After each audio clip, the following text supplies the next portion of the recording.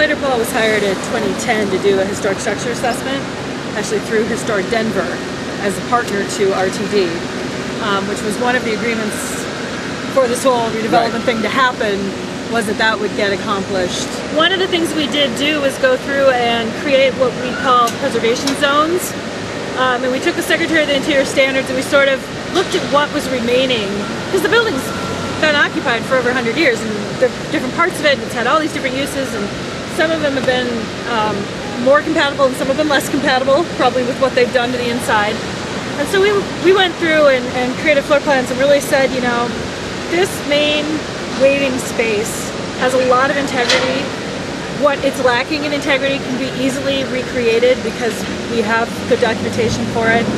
So we really think that this is a restoration zone, and we shouldn't be going in and inserting, you know, a big glass cube in the middle of it, or I wouldn't believe what some people do. But the wings, on the other hand, it had some pretty significant changes to them over the years already. A lot of the material wasn't original. Some of it was done very well, but it wasn't original. So we also indicated rehabilitation zones, and we said, you know, they're really, you can do a lot to this space that isn't going to detract from it any further than it already is, quite honestly, and you can probably even make it better than it is by doing a rehabilitation. So we kind of tried to help guide just a little bit and say, you know, this whole thing is not a museum.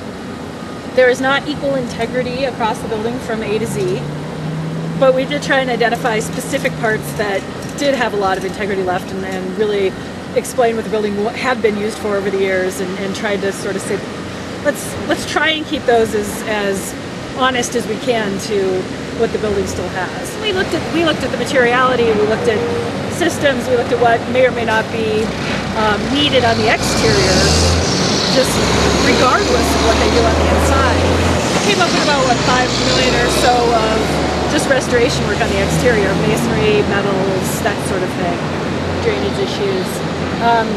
As you can tell, the building clearly was built at several different periods. This piece has changed several times since its original construction. What you see here, it's granite, the base is granite, so the first three courses, and then it's terracotta. And we've got rhyolite and sandstones on the ends, and then there used to even be wings off of the wings that you see that were like one-story kind of shed structures. And this was a very utilitarian building. So it had to serve kind of two functions. It was the grand entryway to the west, right? So, but it also was a train station. So they had lots of luggage. They had tons and tons of trains coming in and out all the days. They had all the troops. I mean, if you guys have seen pictures of this place during any of the World Wars, when they were bringing troops in and moving them out, the number of people through here was absolutely unbelievable.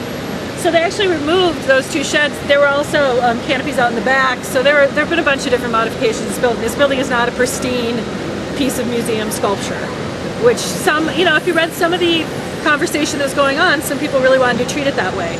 And the reality is it's changed many, many times over the years as functions have changed. The assessment was big.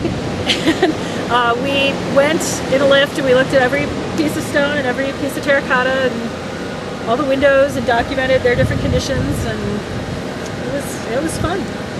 But I think the biggest contribution was simply to try and reinforce that there are parts of the building that are open for change, and parts of the building that had more integrity and should be considered more important.